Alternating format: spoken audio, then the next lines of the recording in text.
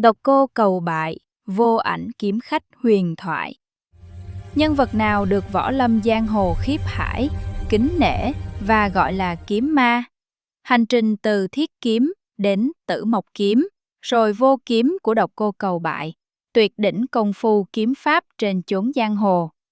Cơ duyên hoàn cảnh nào đã đưa Dương Quá và Lệnh Hồ Xung học được kiếm pháp của Độc Cô Cầu Bại, trở thành tay kiếm đệ nhất trên chốn giang hồ? Vì sao kiếm là cuộc đời? Kim Dung muốn gửi gắm điều gì qua hình ảnh đệ nhất cao thủ kiếm pháp Độc Cô Cầu Bại?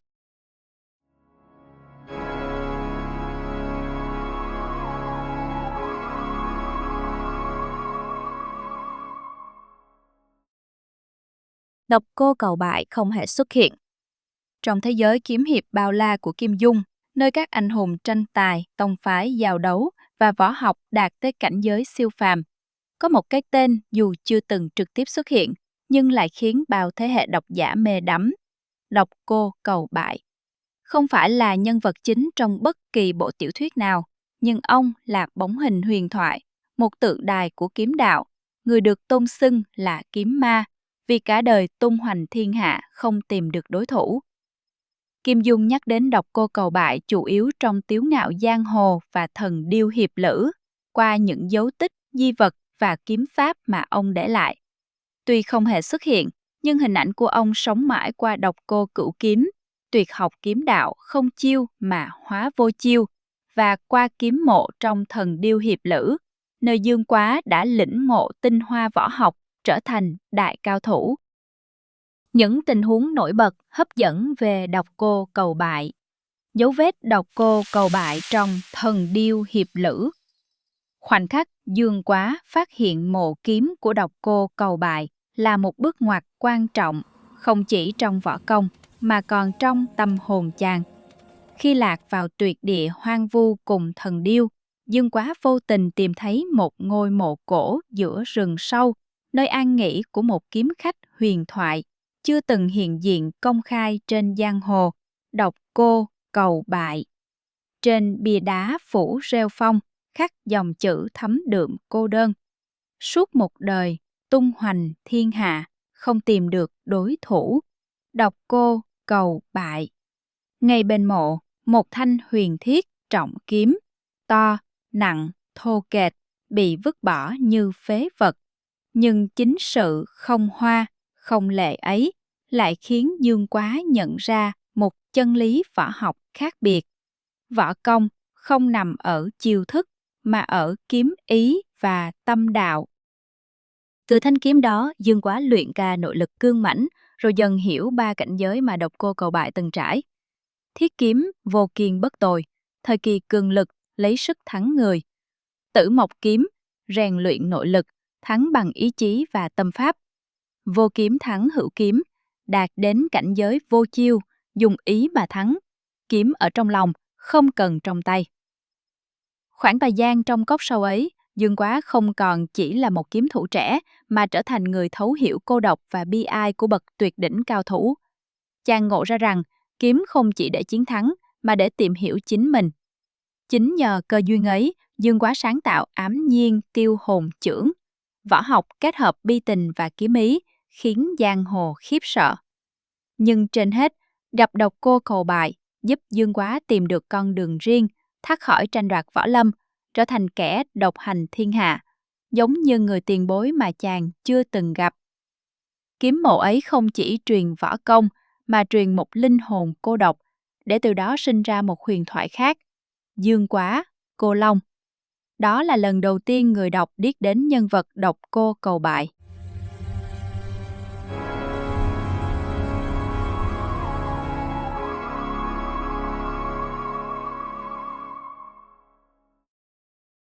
Bóng dáng Độc Cô Cầu Bại trong Tiếu Ngạo Giang Hồ.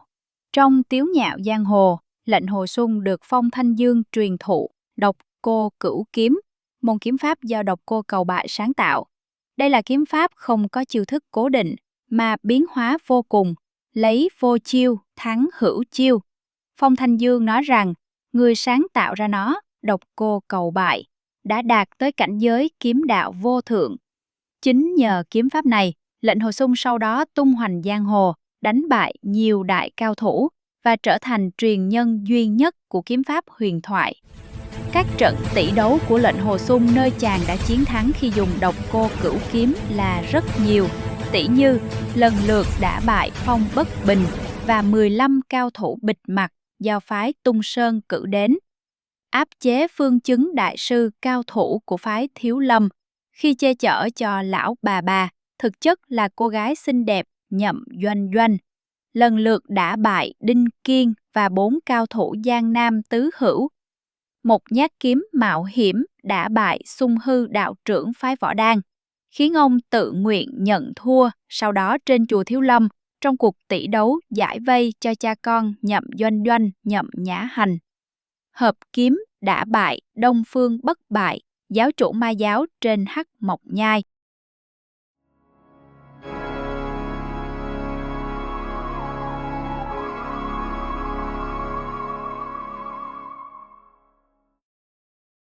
Võ công và kiếm pháp độc cô Câu Bại. Độc cô cửu kiếm.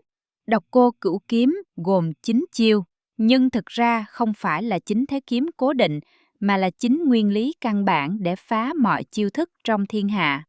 Mỗi kiếm ứng với một loại đối thủ: kiếm, đao, thương, chưởng, nội lực, khí công, ám khí, trận pháp và tâm pháp. Tư tưởng trung tâm là phá chiêu chi chiêu, bất cố chiêu chiêu. Dùng chiêu để phá chiêu, không bị ràng buộc bởi chiêu. Nghĩa là kiếm pháp không còn hình tướng mà tùy tâm vận dụng. Khi đạt đến cảnh giới ấy, người luyện kiếm vượt qua chiêu thức, hòa mình với thiên địa, như độc cô Cầu Bại từng nói: kiếm tại nhân tâm, vô kiếm chi cảnh, phương vi chí cao.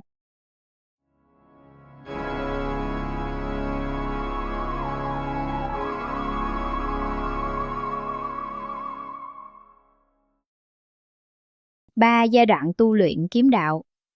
Kim Dung khéo léo xây dựng quá trình tu luyện của độc cô Cầu Bại như một hành trình triết học, từ thô đến tinh, từ ngoại lực đến nội tâm. 1. Thiết kiếm. Nặng như núi, vô kiên bất tồ, lấy sức mạnh áp đảo đại biểu cho võ học Sơn Nguyên. 2. Tử mộc kiếm.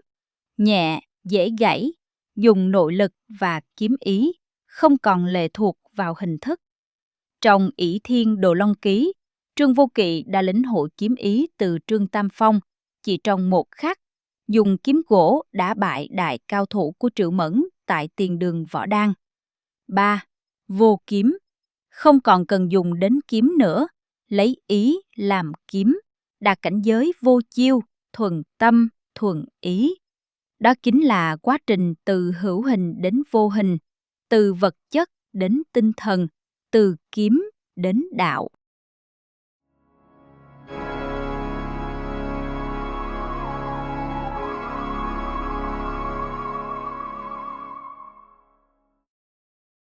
Biểu tượng của sự cô độc và tuyệt đỉnh kiếm pháp, cô độc của kẻ vô địch. Cái tên độc cô Cầu Bại đã nói lên tất cả. Độc cô độc, Cầu Bại, mong muốn được thua. Ông không tự xưng là người chiến thắng, mà là kẻ đi tìm thất bại. Trong đời, ông đánh bại tất cả đối thủ, nhưng càng thắng lại càng cô đơn. Võ công càng cao, ông càng thấy trống rỗng, vì không còn ai để cùng giao đấu, cùng chia sẻ đam mê kiếm đạo. Kim Dung qua nhân vật này thể hiện một nghịch lý nhân sinh. Đỉnh cao của thành công chính là sự cô độc tột cùng. Khi không còn ai vượt qua được mình, con người sẽ đối diện với chính bản thân và nhận ra rằng chiến thắng lớn nhất không phải trước người khác, mà là trước chính mình.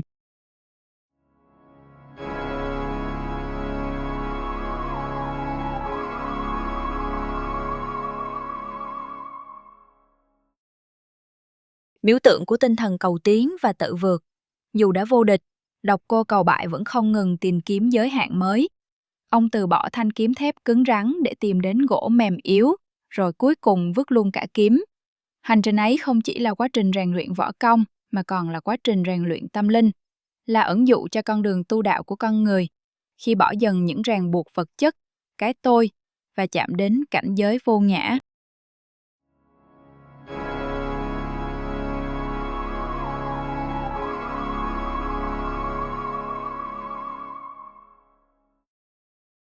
Độc Cô Cầu Bại khác gì với các đại hiệp khác?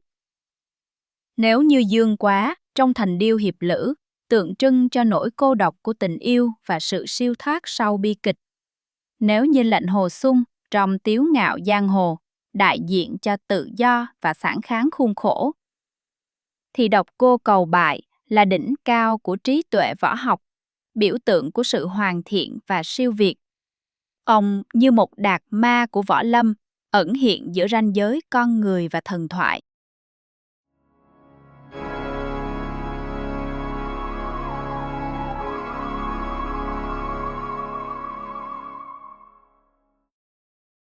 Khía cạnh triết lý từ nhân vật Độc Cô Cầu Bại trong Kiếm Hiệp Kim Dung. Kiếm, cũng như cuộc đời, qua nhân vật Độc Cô Cầu Bại, Kim Dung muốn nói rằng võ công là phản chiếu của tâm. Khi tâm còn chất trước, kiếm còn nặng nề. Khi tâm sáng tỏ, kiếm trở nên vô hình. Vô kiếm thắng hữu kiếm chính là triết lý đạo pháp tự nhiên của Lão Trang. Cảnh giới cao nhất là thuận theo tự nhiên, vô vi, nhi trị.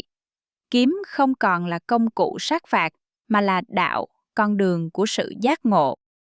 Từ võ đạo đến nhân đạo, Độc Cô Cầu Bại rời bỏ thế gian, ẩn cư giữa rừng sâu, không để lại danh lợi, chỉ để lại đạo. Kim Dung mượn hình ảnh ấy để nói về sự vượt thoát khỏi danh vọng. Khi con người nhận ra giá trị thật không nằm ở việc thắng hay thua, mà ở việc hiểu rõ bản thân. Đó là triết lý phương Đông sâu sắc. Tri kỷ giả minh, thắng kỷ giả cường. Biết mình là sáng suốt, thắng mình là mạnh mẽ.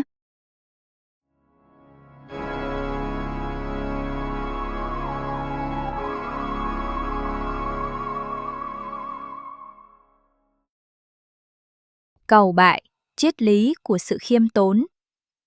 Tên gọi cầu bại không chỉ là mong muốn được thua, mà còn là biểu hiện của sự khiêm tốn tuyệt đối.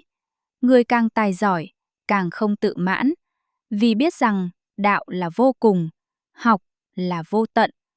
Kim Dung muốn gửi gắm rằng người luyện võ, cũng như người làm người, phải biết dừng đúng lúc, buông bỏ cái tôi, giữ lòng tỉnh thức và khiêm cung.